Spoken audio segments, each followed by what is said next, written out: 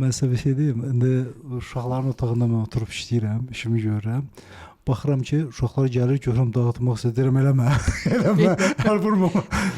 Bu arada onu da deyim ki, istəyirəm, ata götürmək bir də istəyirəm. bir nüans deyim. Qonaq otağında daha çox işlənilmə prosesinin səbəbi çox vaxt mətbəxə yaxın olması olur. Elədir. Bir mətbəxə yaxın olmağıdır. Bir də televizorun bizdə elə bir ki, psixoloji olaraq istədiyim vaxt televizoru yandıra bilərəm. Bəli. Bu iki dənə nüansdan da asılı ola bilər.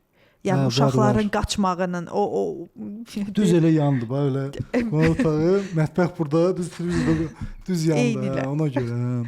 Amma baxın, biz belə deyim də, bu otağı biz dedik ki, özümüzə uyğun istədiyimiz kimi məsələn quraşdıra bildik. Yəqin ki, indi bizim babalarımız, dədələrimiz o qarajda olurdular, qarajdan çıxıla bir iş otağına keçmək lazımdır. Arxaya keçək, o şu mağarada qalıblar. Amma mən hərdən birdən deyirdilər həqiqətən, gördüm ki, kişilər gedir, qarajda nəsə işlənir, maşın işləyir, maşın nəsə şey eləyir, orada nəsə qoyur, nəsə götürmək istəyir.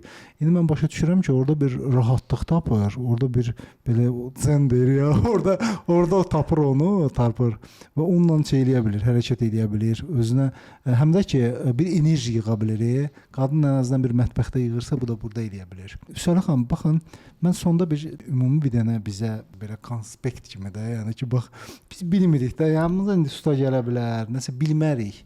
Nəyə diqqət yetirək əsas məsələlərə?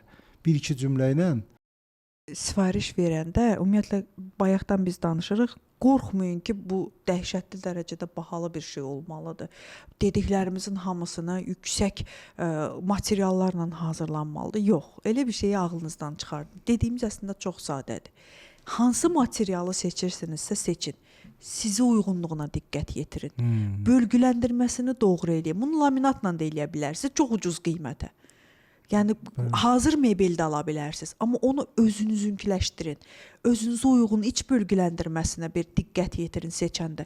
Demirik bahalı sifariş verin. Yəni bahalı həmişə qəşəng komfortlu demək deyil. Doğru seçim komfortludur.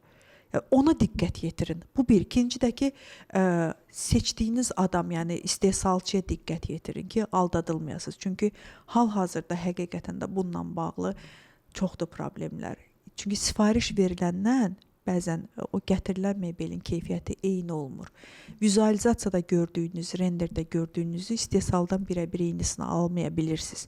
Bu şeylərə diqqət yetirmək lazımdır. Mən çox istəyərdim ki, əslində bununla bağlı istəyirsiniz bir sorğu keçirdək. Mebellə bağlı nə problemlərlə üzləşirlər? Gələn dəfəki mövzunu belə eləyə bilərik. Həm də ki, belə deyim də, yəni izləyicilər öz fikirlərini bildirə bilərlər. Yəni bu əslində növbəti bir podkast üçün bir mövzu olar əslində.